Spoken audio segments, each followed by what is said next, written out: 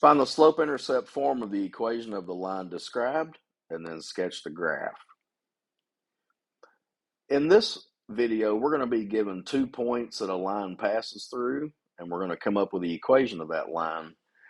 The points we're given on this first example are -1, 4, and that's here in quadrant 2.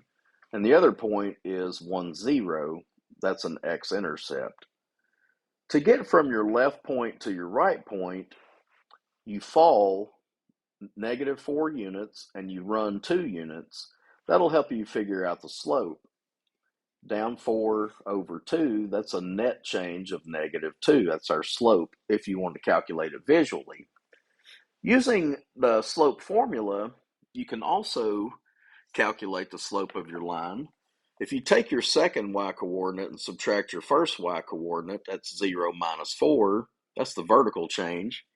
And then your second x-coordinate minus your first x-coordinate, 1 minus -1 is 2. That -4 over 2 reduces to -2, and that's the formula way to get your slope. Once you have your slope, we're going to take it, pick either point because your line's going through both of them. Pick the one that looks easier. I think 1, 0 looks easier. And then we go to y equals mx plus b, and this is like the last video. Replace y with 0, m with -2, x with 1, and we'll solve for b. 0 equals -2 times 1. Solving for b, we add 2 to both sides. That tells us our y-intercept is at 2. You can also check here on the graph when you run a line through those 2 points that were given. There's a definite clean pass through the y-axis at 2. Putting this information together, you have y equals slope times x, that's -2x, plus your y-intercept of 2.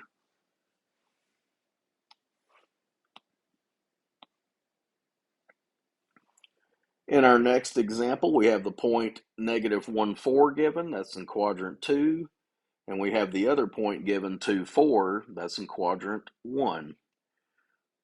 Drawing a line through those 2 points, we have a clear-cut y-intercept at 3. We're going to verify that in a little bit as well. To get from your left point to your right point, you go up a total of 1, 2, 3 units, and you move horizontally 6 units. 3 over 6 reduces to half, so that's the slope of your line. If you wanted to verify using a formula, second y-coordinate minus first y-coordinate, 4 minus 1 is 3, over second x-coordinate minus first x-coordinate, 2 minus -4, that's 6. 3 over 6 reduces to half. You can do your slope either way or both ways, and just make sure your answers match if you do it both ways. Y equals mx plus b. Again, pick whichever point you think is easier to work with. Your line has to pass through both of them, so pick the one you think is easier to work with. If you pick this point, y gets replaced with 4, m gets replaced with 1/2, and x gets replaced with 2. 1/2 times 2 is 1. Solving for b, we subtract 1. 4 minus 1 is 3, and sure enough, that's our y-intercept. Now that we know slope and y-intercept, we can name this line. It's y equals 1/2 x plus 3.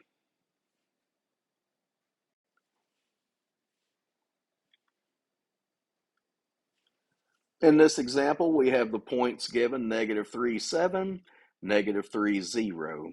If you plot these 2 points and connect with a line, you have a vertical line. Now we know that's one of our special cases. Both of the x-coordinates are -3, so that helps you name the line very quickly. The name of that vertical line is x equals -3. If you get confused on whether the slope is 0 or undefined, because in your special cases, it's either one of them. Don't forget, when you calculate slope, second y minus first y, 0 minus 7, that's -7, over second x minus first x, -3 minus -3, that's -3 plus 3, which is 0. 0 in the bottom of a fraction is undefined. And so that tells us we can't write the traditional y equals mx plus b format. We go back, we investigate our points given. They both have an x value of -3. So x equals -3. That's the equation of our line. In this example, you are quick to notice that the y values match. Both y coordinates are 7, -2, 7, 5, 7. Those two lines connect with a horizontal line. Horizontal lines have 0 slope. Using a formula for slope, 7 minus 7 over 5 minus -2, that's 0 over 7, which is 0. Picking a point, I'm going to use the second point because it looks a little bit easier than the first point. Y equals mx plus b, replace y with 7, m with 0, and x with 5. 5 times 0 is 5. Oops, almost had a goof there. 0 times 5 is 0. Solving for b, that's 7.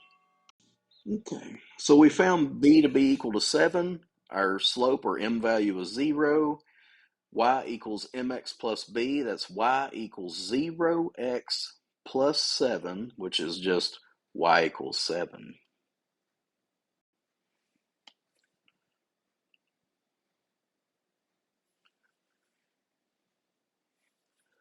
In this example, we have the points 3, 7 and -1, 4 given. 3, 7 is in quadrant 1, -1, 4 is in quadrant 2. When we connect those 2 points with a line, we can tell that our graph passes through the y-axis just a little bit under 5, somewhere between 4 and 5. We got to keep that in mind. Finding the slope to get from your first point to your second point, we travel up 3 and over 4, so that's a net change of 3/4. Using your formula, 4 minus 7, that's -3. -1 minus 3 is -4. Two negatives in the same fraction make it positive. Our line goes up and right, so our slope does have to be positive. So at positive 3/4 makes sense.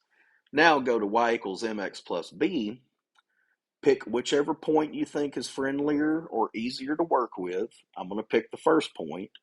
Replace y with 7, m with 3/4, x with 3. 3/4 times 3 is 9/4. Solving for b, I'm going to subtract 9/4. 7 can be written as 28 divided by 4. That still has a value of 7, but it allows us to combine with a common denominator of 4.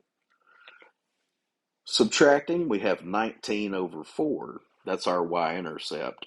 19 divided by 4 is 4.75, which visually makes sense. It's just shy of 5, so that's why our line passes through just a little under 5 on the y-axis. Naming this line, we have y equals 3/4 x plus 19/4.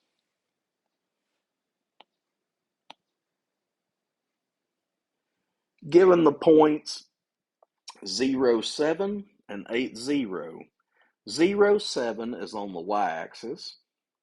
8, 0 is on the x-axis. Connecting those 2 points, we have a line that has a negative slope. It runs downhill. How downhill? To get from your left point to your right point, you go down 7 over 8. That's a slope of -7/8. This first point is located on the y-axis, so we can have a little shortcut. That's our y-intercept, and that helps us write our equation very easily. Y equals mx plus b, y equals -7/8 x plus 7, and that's the name of that line.